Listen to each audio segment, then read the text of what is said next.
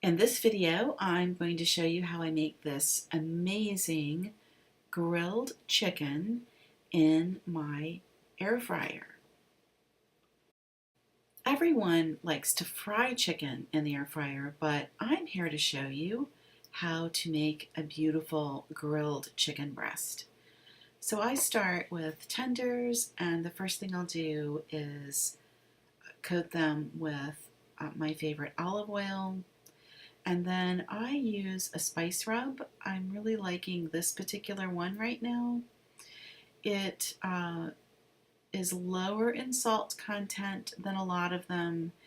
And what I like using about a rub is that you don't add any calories or sugar to the chicken. So once I've put that little bit of olive oil onto the chicken breast, then I sprinkle in some of the spice rub. And I go a little heavy-handed. This is the only flavoring, so that's what I do.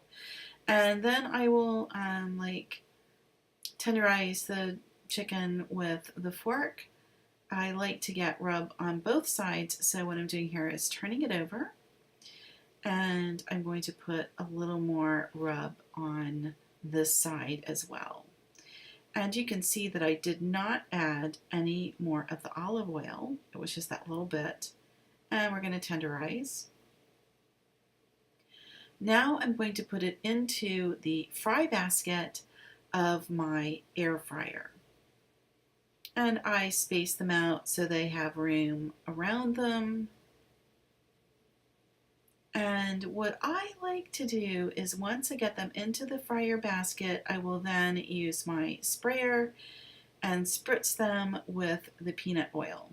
The peanut oil is just so good on anything that you run through your air fryer. And I'm going to set my temperature for 400 degrees and 15 minutes. And that's it.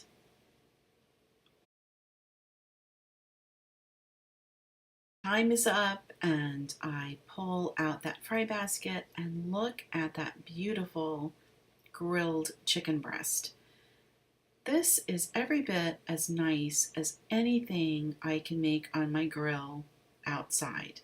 Look how crispy and tender it is. When I slice it open, it's perfectly cooked. You'll see the steam escaping. It's absolutely amazing. So you can have this any way that you like it. I enjoy slicing mine and putting it onto fresh salad greens. I mean, it's just cooked perfectly.